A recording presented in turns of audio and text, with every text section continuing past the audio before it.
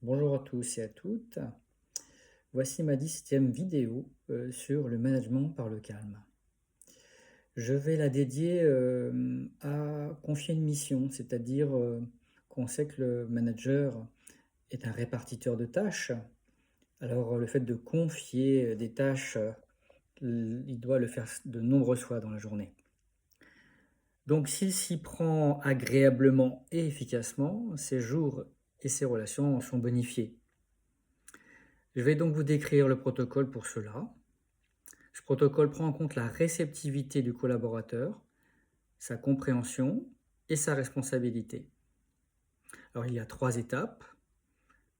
D'abord le préparer, ensuite lui confier la tâche en étant ouvert, et enfin négocier à chaque fois que cela est nécessaire. Je vous donnerai quelques petites formules à chaque fois pour illustrer. Alors pour le préparer, je dirais qu'il est important de tenir compte de la personne, de son état.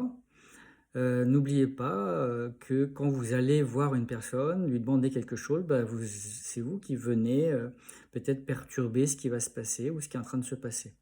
Donc est-ce que le lieu, est-ce que le moment sont favorables pour lui? Je pense que c'est important de se poser la question.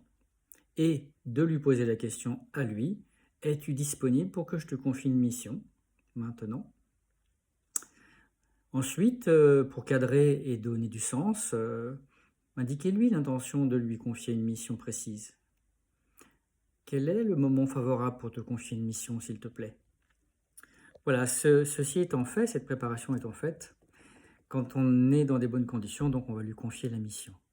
Donc il y a des formules à assumer, et je dirais aujourd'hui, il n'est pas toujours évident que le manager assume de demander clairement. Alors je vais vous indiquer quelques formules qui me paraissent intéressantes, parmi lesquelles vous choisirez. Je viens te confier une tâche. Voici la mission que je te confie. Je te demande de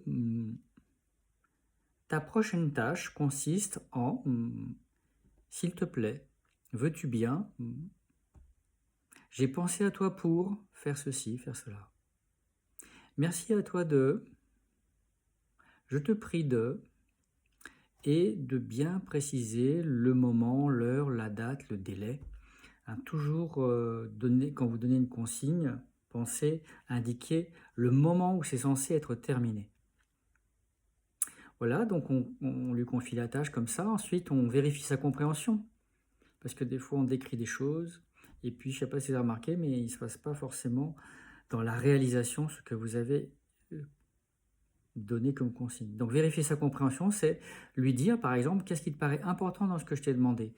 Et sa réponse vous donnera des informations sur le fait qu'il a compris ou pas ce que vous lui avez dit. Une fois qu'il a compris les choses, ça ne veut pas dire qu'il est engagé. Donc ensuite, il faut vérifier son engagement avec des phrases du type que comptes-tu faire?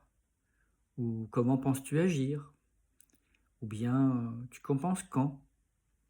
Encore, de quoi as-tu besoin pour démarrer?